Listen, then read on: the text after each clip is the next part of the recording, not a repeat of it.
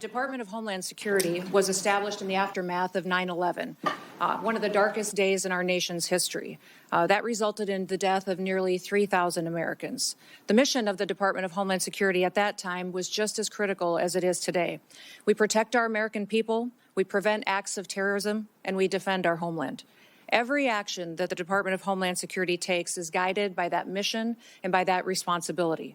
Thanks to President Trump's leadership and the hard work of the men and women of DHS, our department has delivered historic results and has made our communities safer. Since the start of President Trump's second term, daily encounters along the southwest border declined by 96% compared to the Biden administration's daily average. We've reached the lowest levels ever recorded in U.S. Customs and Border Protection's history. In President Trump's first year, total Border Patrol apprehensions along the southwest border were less than the average of a single month under the Biden administration. For 10 straight months, the Border Patrol has released 0 illegal aliens into the interior of the United States. And in President Trump's historic first year back in office, nearly 3 million illegal aliens have left the United States as a result of the administration's enforcement efforts from following the law. That includes 2.2 million that have voluntarily left and returned back to their home countries, and more than 675,000 detainments and deportations. A majority of the aliens that were arrested by Immigrations and Customs Enforcement have a criminal record and have been charged with or convicted of secondary crimes in addition to their initial crime of being in the United States illegally. During this period, ICE has arrested over 1,500 known and suspected terrorists, more than 7,700 known gang members, many of them that were allowed to come into this country under the Biden administration. We have also reached the lowest murder rate in the last 125 years since that data was tracked.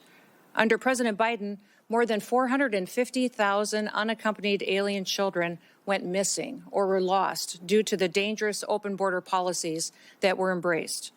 Under President Trump, the Department of Homeland Security and the Department of Health and Human Services have already located over 145,000 of these children and returned them back to their families and back to people who care about them. And we will not stop until every single one of those children is found.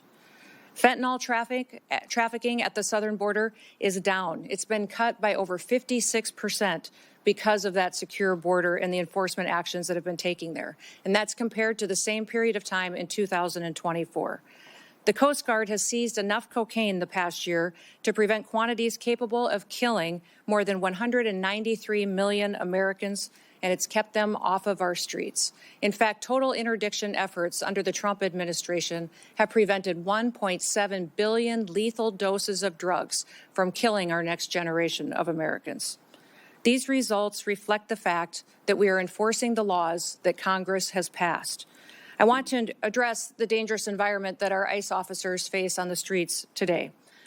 They are facing a serious and escalating threat as a result of deliberate mischaracterizations of their heroic work and rhetoric that demonizes our law enforcement. DHS has documented an 8,000% increase in death threats against our ICE officers and their families, as well as more than 1,300% increase in assaults while carrying out the lawful enforcement operations that they do every single day. I recognize that members of this committee may hold differing views about immigration policy, but it's important that we distinguish between disagreements over policy and the department's operational responsibility to enforce existing law that has been passed by Congress. It's our duty as a department to defend our homeland. The latest Democrat-led shutdown of DHS is reckless, it's unnecessary, and it undermines the American national security, and it harms the men and women who work at DHS and their families. Despite the House passing a bipartisan, bicameral full-year DHS funding bill, it is Senate Democrats who've chosen not to fund the department and have held this department hostage. As a result, critical national security missions, including border security, immigration enforcement, aviation security, disaster response, cybersecurity, and the protection of critical infrastructure, are all being strained. Our ability to provide for a safe and successful World Cup is being hindered as well. More than 100,000 dedicated DHS employees are once again being asked to work without pay for the third time in just 5 months. At a time when we've produced the most secure border in history and removed nearly 3 million illegal aliens from our country, disrupting the department responsible for those gains is indefensible. I want to thank the men and women of the Department of Homeland Security for their professionalism, for their dedication, for their commitment to keeping America safe and continuing to show up and work even though they aren't being compensated for it. They've kept us safe and they have patience, and our success is only possible because of their service and sacrifices. I also want to thank our angel families that are behind us to tell their stories and testimonies, and also thank my husband for being here in support as well. Thank you for the opportunity to testify, Mr. Chairman, and to all the distinguished members. I look forward to your questions today. With that, I yield back. Information. Truth is freedom. Is Newsmax. It's real news for real people.